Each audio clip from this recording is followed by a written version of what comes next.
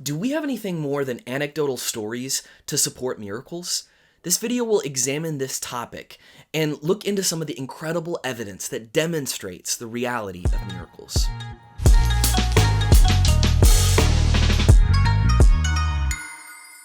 This video is part 3 of a 5-part series on miracles, and in the first 2 videos we examined whether miracles are possible and why God would do them in the first place. In this video, we're going to look at 3 categories of evidence which demonstrate the reality of miracles. But before we look at that, I just want you to ask yourself a question. This is the question: am I actually open-minded? This is an important question to ask yourself because I talk to so many people who are completely closed to the evidence. They've already decided that miracles are impossible, and anyone who claims to have seen a miracle is either lying or mistaken, and no evidence to the contrary will ever be able to change their mind. But this is a really strong claim. It's saying that you know so much about the world and about philosophical possibility, and you just know that there's no chance that God could exist, and there's no chance that miracles could ever happen. But have you really done the philosophical work to discount this so quickly? If you feel that tendency, I would urge you to try to open yourself up, just to say, I'm going to follow the evidence wherever it leads. Because if you come to this video completely closed off, then there's really no point in you watching it anyway. I'm not asking you to be gullible. I'm just asking you to be open. With that, let's dive into some of the evidence that points to miracles. First, we have well-documented testimony. These are not just fables that have been uncritically passed down the chain, but well-attested cases that defy naturalistic explanation. To give one example, let me give you the report of Barbara Snyder, which Lee Strobel goes into in his book, The Case for Miracles, which is an excellent resource for anyone who is interested in investigating this subject further. As a young adult, Barbara was diagnosed with multiple sclerosis. After 16 years of having this condition, her health was in shambles. She needed tubes and machines for her to breathe, to eat, to relieve herself, and basically to do anything at all. Her muscles had deteriorated from her condition and from lack of use, and she had gone blind as well. Medically speaking, she only had months left to live. So her dire situation was called into a Christian radio station, and hundreds of people wrote letters saying that they were praying for her. On Pentecost Sunday, 1981, Barbara had her aunt and 2 of her girlfriends over, and they were reviewing some of these encouraging letters, when suddenly Barbara heard the voice of a man tell her to get up and walk.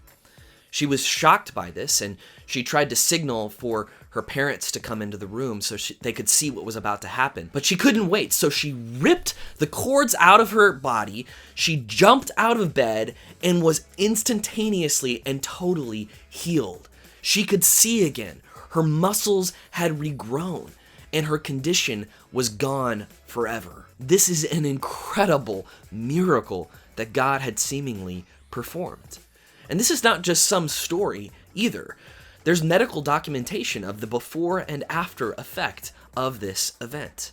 And her doctors were so impressed by this that 2 of them actually wrote about this experience in books. This is just one of many well-documented cases of miracles.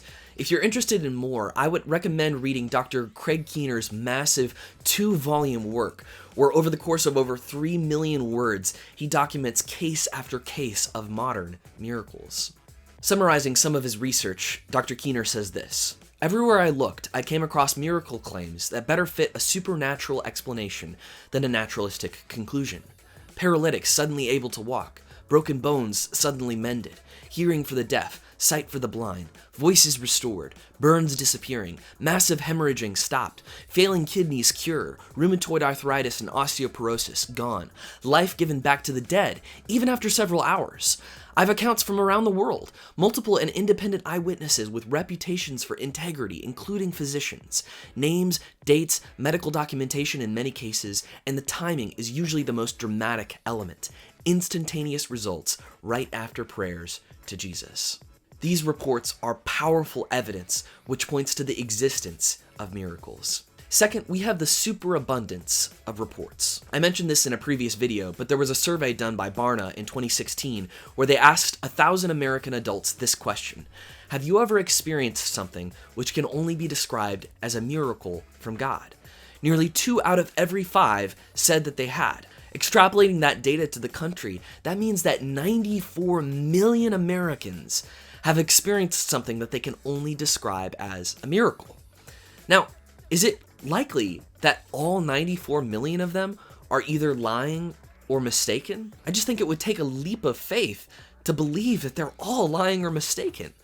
Instead, I think that this is powerful evidence that miracles happen. The third and final piece of evidence we'll discuss today is peer-reviewed studies. In Chapter 7 of The Case for Miracles, Lee Strobel interviews Dr. Candy Gunther Brown, who is an expert on this subject. She's a professor of religious studies at Indiana University, and she's written a number of books studying the effects of intercessory prayer. In the interview, she points to several gold standard studies, such as the one published in the Southern Medical Journal in 1988 with 400 participants, and another one a decade later in the Archives of Internal Medicine with 1,000 participants. Both of these studies showed that patients who were prayed for by Christians had significantly less health complications than those who were not. Dr. Brown also spearheaded several studies in Brazil and Mozambique, studying the effects of hands-on prayer in Jesus' name on the deaf and blind. Again, before and after testing showed incredible results on almost everyone that they tested. The fact that these studies show these results is amazing, even as somebody who already believes in miracles, because God is under no obligation to perform a miracle just because we ask of it. It's an incredible sign of his love for us and his desire for us to be ultimately healed and to have relationship with him. And this amazing data yet again points to the reality of the supernatural. But if miracles like this happen so often, why don't we hear about them? And why does it seem like many of the reports come from Africa and Asia and not as many from the West? That's a good question. One possible reason is that we've been blessed with so much sophisticated medical technology in the West, and so usually when we're sick or hurt, then we get healed by those more natural means. Another explanation is there's an incredibly strong anti-supernaturalistic bias in America and Europe. Anything with a religious undertone is viewed with skepticism, and so someone who has experienced something incredible might be hesitant to share about it and damage their own reputation. Which is so interesting because we're all willing to believe things that are incredible if it has no religious significance. There was an informal internet survey done in 2013 which showed that atheists are 76% more likely to believe in aliens than Christians. Why is that? Is it because aliens require nothing of us? We all believe things that are strange but true. For example, science tells us that you and I are currently moving at 67,000 miles per hour as the Earth rotates around the sun. But it doesn't feel like we are. I mean, I'm not holding on for dear life, are you? But we believe this not because we've seen the evidence with our own eyes, but because we've been told by people that we trust that it's true. We all believe things that at first glance seem unbelievable. Why is it that anything with religious significance is immediately discounted by some people? If you are one of those people, then I want you to ask yourself another question. If God were real, would I want to know? If the answer is yes, then great. If the answer is no, then I think you've misunderstood something about God, at least the God of Christianity. You should want Christianity to be true. And if you want to hear more about that, here's a video where I go more into the details. If you learned something new, please like this video, retweet it, share it with your friends. And if you want to see parts 4 and 5, subscribe and hit the bell so you don't miss them. I'll see you then.